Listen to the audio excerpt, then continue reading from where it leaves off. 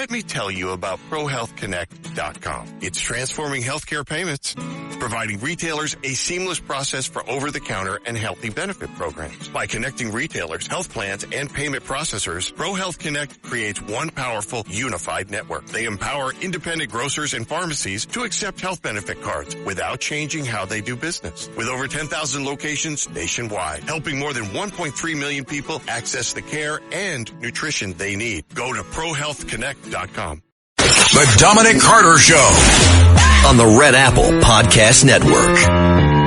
And I am starting out with something that is very positive on my social media, and it makes for a great day. Summer Solstice posted just minutes ago. She says, thought you'd appreciate this, Dominic. I'll be listening again today. And I do. What did she retweet? Ice Baby, New York City has arrested that criminal illegal alien who reportedly violently raped that 5-year-old girl on Long Island, Suffolk County. And folks, bail reform laws. He almost walked out the door because the rape kit had not been returned yet.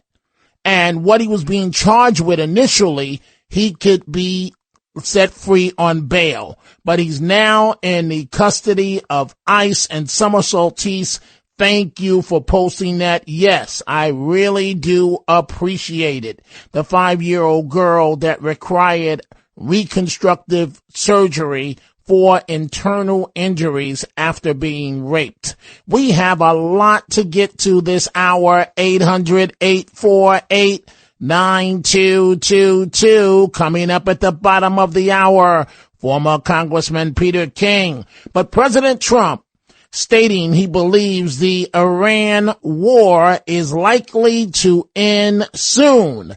This as the U.S. continues to urge international partners to step up and help. They do have an obligation, folks. War Secretary Pete Hegseth. I think the president was clear this morning in his truth that there are countries around the world who ought to be prepared to step up on this critical waterway as well. It's not just the United States Navy. Last time I checked, there was supposed to be a big bad Royal Navy that could be prepared to do things like that as well. So he's pointing out this is an international waterway that we use less than most, in fact, dramatically less than most. So the world ought to pay attention to be prepared to stand up. President Trump's been willing to do the heavy lifting on behalf of the free world to address this threat of Iran. It's not just our problem set going forward, even though we have done the lion's share of preparation to ensure that that strait will be open, which is an outcome the president's been very clear on. So think about it. The world wants the U.S. to police the entire world, but when the U.S. needs some of these countries to have the back of the United States, good luck with that. 800-848-9222. I just don't understand Democrats these days. Remember that woman that was killed on that commuter train in Charlotte, North Carolina? Well, they're putting up a mural of her or I should say was going to put up a mural of her in Providence, Rhode Island. Now remember Providence, right? Brown University, the shooting that occurred there, basically the Keystone Cops. And you would think they would be more concerned with securing their areas. They're more upset with a mural that was going up to honor this woman. The Democrat mayor demanded it be taken down, and sure enough, it was a mural of the woman's face. It's going to be taken down. I just don't get it with Democrats these days. And of course, Sheridan Gorman, I'm continuing to stay on this front and center and will continue to do so. The 18-year-old from Westchester County in our area killed in Chicago, and illegal in jail for her murder, and his lawyer talking about he had a brain injury and so on. I think shot in the brain or something like that. They should have finished the job with them the first time, whoever did it. All right, I said it. And I mean it, and I'm not taking it back. And I dealt with this early this morning, but White House Press Secretary Carolyn Leavitt, how do you, the network newscast, whenever it involves an illegal as the suspect, as the perpetrator, peep, they don't want to say anything. And to prevent deaths of Americans in our country. Just last week, Sheridan Gorman, a young woman in Chicago, was shot and killed on the street walking with her friends outside of her university by an illegal alien from Venezuela who had no right to be here in the first place. And it's despicable that Democrats are currently defunding the department that's responsible for removing illegal aliens like that.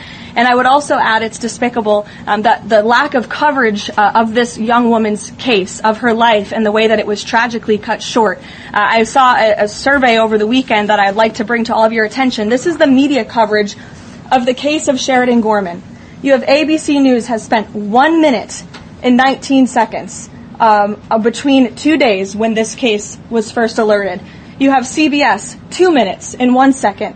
You have NBC 23 seconds spent on the life of a young, beautiful American woman whose life was taken short by an illegal alien who should have never been here in the first place, when we are in the middle of a battle on Capitol Hill with a major political party, the Democrat Party, who wants to defund the agency that is responsible for protecting Americans. I think her life was worth more than 23 seconds on cable television, and I think the people in this room have a responsibility to report on cases like this, because it just exemplifies why the president believes so strongly in deporting illegal aliens. Let's switch gears to Mamdani. We see all your calls from Georgia to Massapequa to New Jersey. We'll get to them momentarily. Dominic Carter here with you, 800-848-9222. Mamdani was reportedly heckled by a critic who shouted every Jewish organization is a target. Wow, Mamdani, let's face it, he's no fan of Israel. He was speaking at a upcoming Passover event this week and referring to the recent spike in anti-Semitism that he said, this is Mamdani, has caused enormous pain for so many Jewish New Yorkers when the unidentified person shouted from the audience. Earlier the other day, the former governor of New York State, Andrew Cuomo, had this to say about anti-Semitism numbers in New York City. Mark my words. They will do a report and they'll say, great news. You'll turn on the TV news. Great news. Number of anti-Semitic incidents down 40%. Yay! Praise everybody. Praise the Lord. Praise the mayor. Praise everyone. No, they changed the numbers. Don't be a dummy. Don't fall for it. Don't allow the incompetence and deception to become the norm. Let's start with your telephone calls. Line 3, Bill in the great state of Georgia. Bill, what's on your mind? Hi, Dominic. About 2 weeks ago, you reported on this poor girl on the island, I believe, 5 years old, raped by a illegal alien, and it made me sick to my stomach, really. So the next day, I went on TV. All I do is surf the web. Fox, CNN, or anything else, and nobody's reporting on it. Do you have any idea why? Well, I don't know. It seems anything that involves illegals, news organizations are afraid of being called biased, so they shy away from it. Then when you add a crime against a child, media organizations, I can't tell you why, but they generally shy away from that, in terms of reporting it. It should have been reported throughout the entire country what this, awful savage did. But the fact of the matter is, Bill, it wasn't. And, but don't worry, I'm going to keep an eye on this and I'm going to follow this case through start to finish. Thank you for the call, Bill in Georgia. Let's go to Liz, line 4 in Florida. What's on your mind, Liz? Hi, Dominic. So there's so much hatred. We need to spread love, communicate better, and we need to try to educate others on social media. So I was thinking, like, everyone should become an influencer. They can video themselves, educate someone else. Because if you educate more people, then they won't be as stupid as they are uneducated. And, also, life is so beautiful. We have to look at that beauty. Yesterday it was raining here. It's stunning now. And Ava says to me, "Oh, Grandma, it's such a bad day today." I'm like, "What are you talking about? It's such a gorgeous day out. The rain, brings eventually the sunshine, but it helps the trees grow and the flowers grow." And she looked at that at a different perspective, and she said, "Wow, it is a beautiful day." So, and I just want to end it with saying what the world needs now. Ready? What I'm ready. The world needs now is love, I like sweet that. love. No, not just for some, but for everyone. That's what I have to say to you. Oh, wow. Look at that, Liz, performing and doing a wonderful job. You just made my day. Thank you. My pleasure, Dominic. But really, if we look at things differently, our life will be different. Mm-hmm. Hey, Liz, thank you. Thank you so much for the call. Hey, Bob, I see you in Manhattan. Listen, Bob, I'm getting tired of your number. Every time I play something with Cuomo, you call up to complain. I'm not dealing with it today. I got your point. You hate his guts, all right? Let somebody else call. Every single time I play something with Cuomo, Bob calls up to viciously complain and call Cuomo the devil. We get it. You don't like him. Let's clear that line up, please, and lose that call. I got your perspective. Thank you, producers. I got your perspective. I got it. I want to deal with something that, the young lady that was stabbed on the commuter train in, Charlotte, they tried to put up a mural of her and Providence, Rhode Island, and the mayor said, "No, absolutely not. I don't like the type of people from the right that are funding this." I want you folks to listen to this. This is NBC 10 News in Providence, Rhode Island. A Providence mural dedicated to murdered Ukrainian refugee Irina Zarutska will be coming down. I'm Gene Valicenti. And I'm Emily Bowles. What the artist says started as a tribute to the Ukrainian refugee quickly became a political flashpoint. Well, Emily, Gene, it's still here, but not for long. Artist Ian Goodrow tells me he's sad it's come to this point, but after calls from Mayor Smiley and other local leaders to remove the mural, it felt like only a matter of time before this happened. The artwork is going to be removed. Artist Ian Goodrow breaking the news to NBC 10 Monday afternoon. The Irina Zarutska mural is coming down. A lot of people voiced their frustrations, and voices were heard, and the work is coming down as a reaction to that. Goodrow says after online backlash surrounding the politics of the project, which wasn't finished yet, the owners of the Dark Lady want it removed. And I want everybody to know that my intentions with the mural was to lower the temperature. The mayor's office told us he didn't have time for an interview Monday, but shared his statement, saying in part, "The murder of the individual depicted in this mural was a devastating tragedy, but the misguided, isolating intent of those funding murals like this across the country is divisive and does not represent Providence." Folks, you cannot make this up. This is a Democrat mayor. Excuse me, Mr. Mayor, why don't you be more concerned with protecting the students at Brown University rather than a mural to a woman that was stabbed in the neck by an animal? I don't get what's happening in the world these days. It is time for a break. We are coming right back. The Dominic Carter Show. Entertaining and informative. On the Red Apple Podcast Network. Breaking news.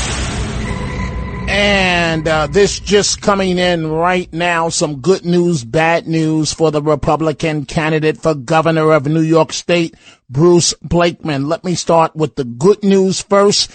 In his home area of Nassau County, he is cutting into the lead of the incumbent Governor Kathy Hochul. But the bad news, and this is a blow that's certainly headed to court, Democrats have officially kicked GOP gubernatorial candidate Bruce Blakeman out of the state's new public campaign financing system. The move stands to deny the Nassau County executive up to $7 million in public matching money designed to supplement and help his small campaign. Of course, he is running to challenge incumbent Governor Kathy Hochul, and this board consists of 4 Democrats and 3 Republicans, and members voted along party lines. But this is surely going to be headed to court, but it is a blow as of right now for Bruce Blakeman, the Republican candidate. He, as of right now, is being denied access to public campaign funds. And when you're trailing by 20 points, and he's cutting into her lead, but he needs every dime he can get. We'll be asking former Congressman Peter King about this in the minutes ahead. But right now, it's right back to your telephone calls. Let's go to Jerry, line 3 in Manhattan. Jerry, welcome to the Dominic Carter Show. Dominic, how you doing? I'm good. Go ahead, please. Good. Yeah. Donald Trump is just going to cut out of Iran. Okay. Jerry, what are you doing? What are you saying? Where are you getting this from? What do you mean? He's leaving. He's going to, because putting troops on the ground would be disastrous. The Straits of Hormuz. Where are you getting this from? Have you just come up with this in your mind? I'm predicting he's pulling out. So why didn't you say initially that you were predicting?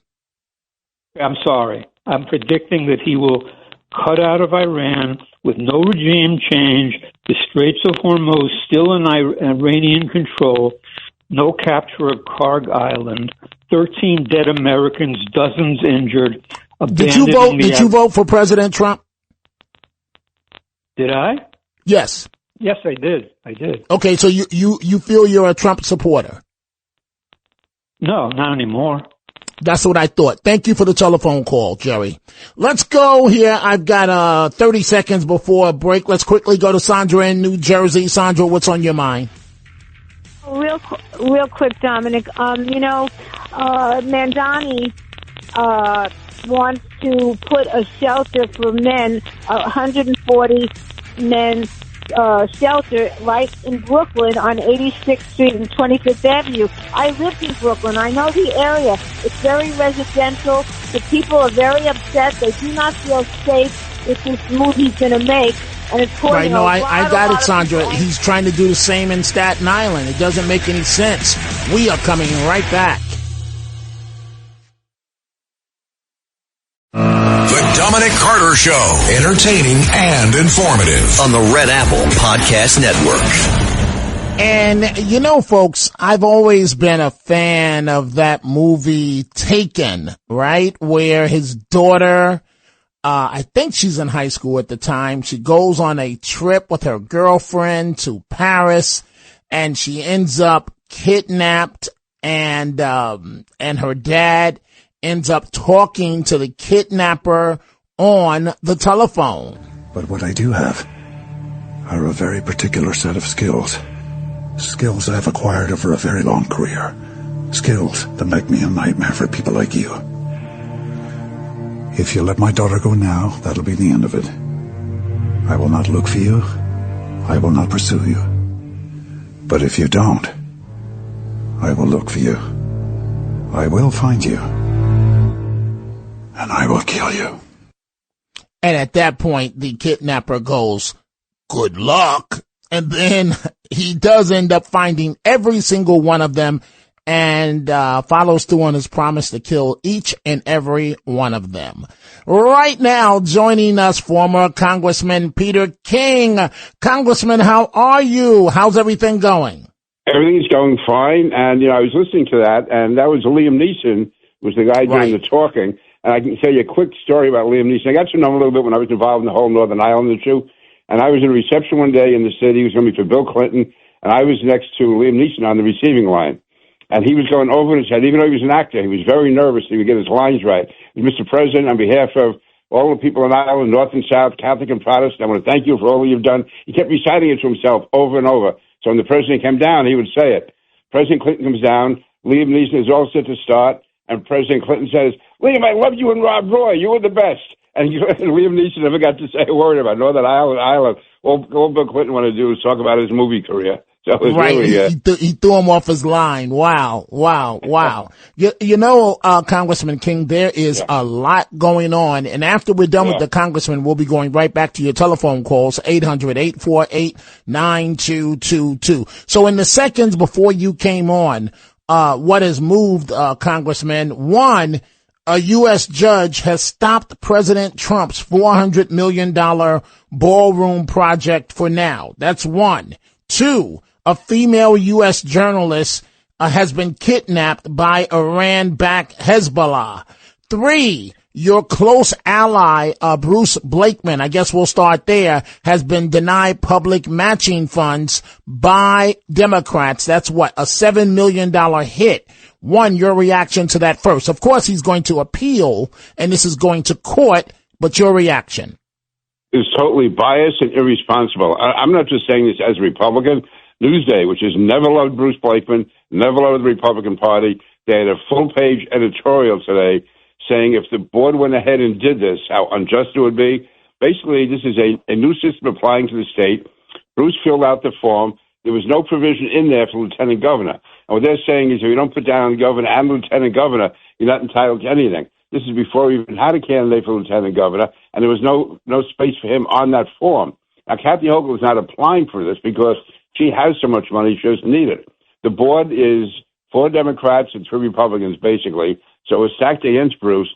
But this, to me, is really an abuse. It's an abuse of the law. The law was set in place to make elections more equitable. And here it is, his first time out of the chute on a statewide election, and it's being used, in effect, to fix an election against Bruce. And again, if it were just me, if it was just Bruce Blakeman or Joe Cairo, that's one thing. But Newsday, which is a liberal, anti-Blakeman, anti-Republican newspaper, they did a lead, its entire editorial page today was saying how unjust this would be if it was done. Now it has been done. Bruce has to appeal it as quickly as possible. He has to win this. But again, the courts in New York have been stacked too. I mean, I remember when I was in law school, I was at Notre Dame out in the Midwest, the New York court system, especially the Court of Appeals and the Appellate Division, they were looked upon as model courts. Their rulings are being studied out there the same as the U.S. Supreme Court rulings. And now it's been so stacked so far to the left. It's just gone. It's really it's a travesty, and it's not something that you expect the average person to be following. But as a lawyer and as a person who's involved with cases in the New York court system, it has gone dramatically to the left. I talk to Judge Weinberg about this all the time. Well, I want to ask you before I move on. In Mr. Blakeman's home county, Nassau County, he's closing the gap with incumbent Governor Kathy Hochul. What does that say to you? Oh, no, he's definitely closing the gap. I've seen several polls come out. One has him 9 behind, the other has him 13 behind. And the average person, they say, well, that's behind. No, you're the incumbent, and you're basically a 5-year incumbent, which is what Kathy Hochul is. And Bruce is coming in new to this as far as the state is concerned. He is really narrowing the gap, and it is now is definitely within striking distance. And he's just started his campaign, but nothing at all. He has nowhere near the money that she has, but he's going around the state. He's being heard. And I think, listen, I've known Kathy Hochul, and again, I have nothing personally against her, so I'm not getting into that. But I would say that if you're doing an intensity poll, I don't know if anyone is going to be getting up on election morning or even in the early voting to be voting for Kathy Hochul. They may want to vote Democrat. They may want to vote against Republicans. They may want to vote against Donald Trump. But there's no really reservoir of support for Kathy Hochul herself. And we have no real personal support. And the state is doing poorly. People are really fed up with what they're seeing. Then they are going to look to the alternative. And Bruce is a very, very attractive and viable alternative. His record here in Nassau County. And the demographics in Nassau County, we were talking about race and religion, and it's not that different from the rest of the state. I mean, and there's almost 100,000 more Democrats in Nassau County than Republicans. Yet Bruce has won twice in a row. He unseated a popular Democrat, and this time he was reelected with 57% of the vote. in a state which in many ways complies ethnically and geographically and racially with New York State. So it's Bruce has a real shot, and to deny him this money is really talking about the system being fixed and the system being rigged. And so he has to go. If I were Bruce, I would definitely, I don't have to tell him what to do, go state courts, maybe the federal courts, because there could be your federal election violations, your constitutional violations as far as equitable voting. So we'll have to see. But listen, it's really unjust. It's terrible. It's a disgrace. And Bruce has got to go all out. But it shows how worried they are that they're going to actually fix this thing against him. Well, looking at the Wall Street Journal, the stories move there now. A judge, at least temporarily, has blocked President Trump's renovation at the ballroom at the White House. Here's what I don't understand, Congressman. Maybe you can help me with this. This is going to benefit future presidents more than it is Trump. If the man has a track record of building gorgeous buildings, et cetera, why, what great, I don't get it. I don't understand. I mean, I know what this is really about. It's about Trump derangement syndrome, but please help me out here, Congressman, on this issue. Yeah, I think that is the ultimate reason behind it. Again, I haven't read the opinion. There could be something as far as, the requirements about as far as making changes to the White House, architectural changes, building changes, that you have to go through certain procedures that Donald Trump may not have gone through. I really don't know. But I would say that's really looking for an excuse by them to stop the president from doing what he wants to do. And that really does come down to the Trump derangement syndrome. Listen, if this were, let's say, the Kennedy family having done this, or the Obama family doing it, they would say, this shows how artistic they are. It shows Absolutely. They have a great sense of art and beauty, and they realize that this part of the White House has outlived its time, and the fact that it's not going to cost the taxpayers any money. All of that, I think, should weigh on the president's side. But the reason the lawsuit was brought, and I've been read the opinion, but my gut reaction is that they may have found some legal technicality, but the driving force here was, again, just the opposition to, if Trump did it, it's bad. Right. So let's go to the skit at the Inner Circle show on Saturday night. Curtis Sliwa, the Republican candidate, mucking it up, if you will, with Mamdani in a taped segment about cats. So you appear once a week with someone we both know very well, the legendary Sid Rosenberg, and I want you to listen to what Sid had to say about Mr. Sliwa, because a number of Republicans, I know you're aware of this, are talking about they want their money back from Mr. Sliwa. Listen to what Sid Rosenberg had to say. I wish Curtis the best. I really do. I wish him the best. But there's been very few people in my life who have been more disappointing than that guy. And for you folks that still support him, that's all I'm going to say. You're also traitors and backstabbers and sellouts. And so go enjoy yourself. Go ahead. Maybe you'll be lucky enough to hear about the time he got shot by the Gaudis for the millionth time. Have a blast. Have a great time. And I'll read the ratings every Friday, and they'll basically look the same, which is Sid and Friends in the Morning is the show in this city that kicks ass. And so, Congressman King, Mr. Sliwa in damage control went on New York One last night and basically is stating that he did nothing wrong. Assess this situation for me. Yeah, generally I would say that it serves a purpose when Democrats and Republicans can work together, find a way to do it, even maybe in a humorous way.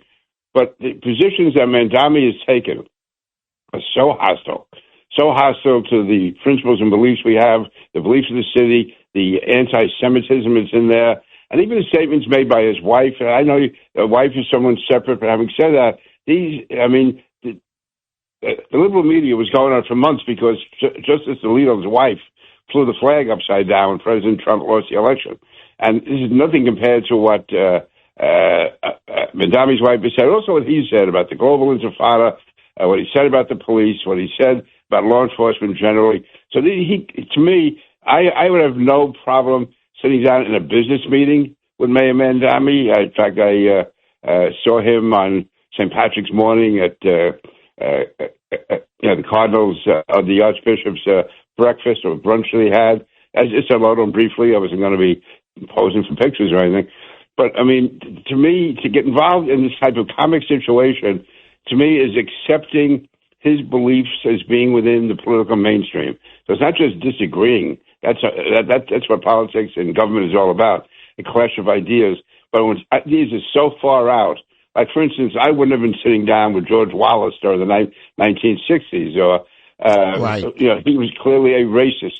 And to me, this is Samuel Mandami. His views are so beyond what I think are, the bounds of decency, that to be engaged in a joking situation is to give him a credibility and a respectability that they don't deserve. If they want to have a formal type meeting or even a debate, that's one thing.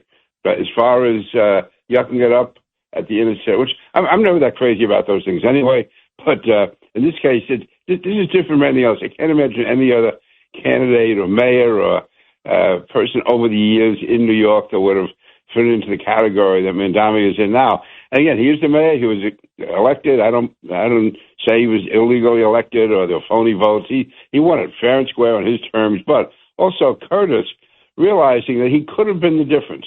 Not just that the votes that he got, and if they had gone to Cuomo, would have made it almost even. The constant attacks on Cuomo and not attacking Mandami also added up to a couple of points. It could have. So no, Curtis is definitely a negative factor. Also, listen, I'm a big boy.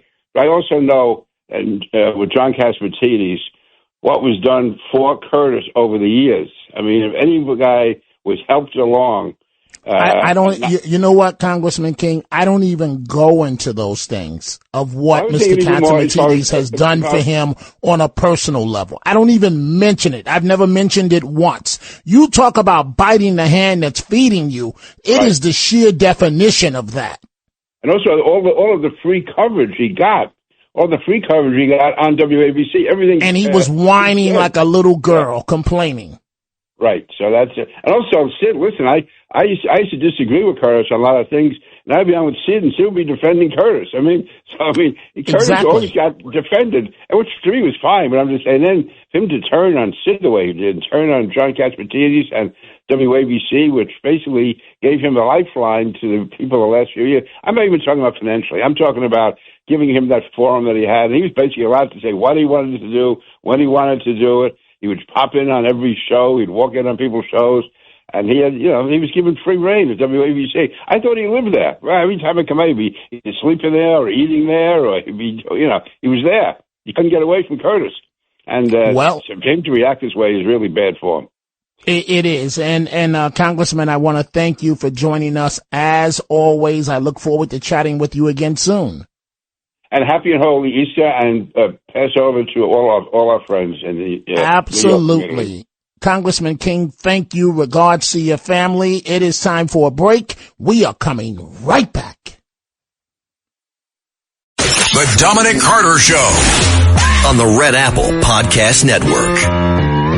The Tunnel to Towers Foundation final thoughts of the day. I'm punting so that we have more time for your telephone calls. You heard Liz from Florida call earlier, and she was kind enough picking up my spirits to sing. That was so nice of you, Liz. And of course, this is the song that she was singing. I'm not going to sing. I'm not going to do it. But Liz is right. And she was courageous enough to sing live on the radio. We do need to be more positive, folks. But we need to open up a can of act right for these Democrats. They are crazy as hell, batty as hell. I just want to hear the chorus one more time, Carlos, before we move on. I think it's coming right now. World needs now is love, sweet love. It's the only thing that there's just. All right. Let's go back to your telephone calls. Let's go to Judith in Brooklyn. Judith, what's going on? Dominic, I love to listen to you sing. How's that? Because I know. Oh, that's kind of you. I know I can't sing, but it is. But you never sing with me, Judith. You never sing with me. I did it one time. I don't remember. I don't remember. Oh, you see. That's why I don't sing anymore, because you don't remember. Dominic, so what's going on, young lady? Oh, God. When I heard about this overreach, borderline corruption, power grab, that's a lot of words, right? On the part of the Democrats, how's that? Denying Bruce Blakeman matching funds. You know, this could be a blessing in disguise for Bruce, because this will make a lot of people angry like me at this injustice. And you know what? It could cause, like, independents and even some Democrats, normal ones, besides Republicans, send him lots of dough, lots of moolah. Right, but $7 million being denied $7 million is still $7 million. You know what, Dominic? You never know. You never know. Americans have great hearts and open up their pocketbooks. And when you get angry, you know, when I get off the couch and I want to say, because if I see something, I get very angry. Otherwise, you know, I'm complacent. This is something that really should get everyone so upset, because this is really corruption. This is really overreach, to put it mildly. Come on. And I think he is gonna get it. But I think besides getting it, I think he's going to get even more money because of this. It's disgusting. And he'll get votes. Besides that, he'll get more votes because people are really mad at this. People get mad at stuff like that, Dominic. Right. Well, optimism from Judith. Thank you for the call, Judith. And maybe she's right. Maybe he'll get more money and then at the end of the day win the lawsuit anyway, the legal action that in all likelihood is coming. The Republican candidate for governor, Bruce Blakeman, being denied public matching funds. Democrats control the panel. Thus, we know what happened here. Line 3, Vito in Astoria. What's on your mind, Vito? Yesterday, I meant to get to you. Sliwa was put in as a disruptor against Cuomo, and I feel he was given money to do so. So, Vito, okay, all right, that's your opinion. Thank you for the call, Vito. Let's see here. Dominic Carter here with you folks. Let's see. Let's get in some more calls here. Let's go to Stu quickly in Brooklyn, line 1. Stu, what's on your mind? No, what I called about, but real quick, that what song about love is from a movie called Bob Carroll, Ted Nowlis. Well, that's nice, but I'm really short on time, so I strongly suggest you get to your point. Spain and Italy. Boycott anything from Spain and Italy. They have Why? the nerve because they banned American pilots the right to fly over and use the bases we have there. That puts more people. I'm with you on that, Stu. Risk. It does. I'm really with you on that, Stu. Thank you. And to the folks that are on hold, I do apologize. I'm back at midnight. America's heroes need your help. Donate $11 a month and consider making an even greater impact by donating a vehicle or land.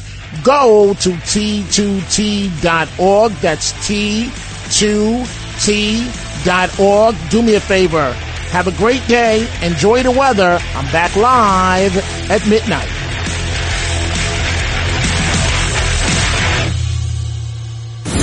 Thanks for listening to The Dominic Carter Show. You can hear The Dominic Carter Show weekdays at 3 p.m. and Monday through Thursday at midnight and Sunday starting at 11 p.m. on 77 WABC. If you like the podcast, share it with your friends and listen anytime at WABCRadio.com and download the WABC Radio app. Hit that subscribe button on all major podcast platforms. Plus, follow WABC on social on Instagram, TikTok, Facebook, and X. See you next time for a new episode so you never have to wonder, what the heck is going on here?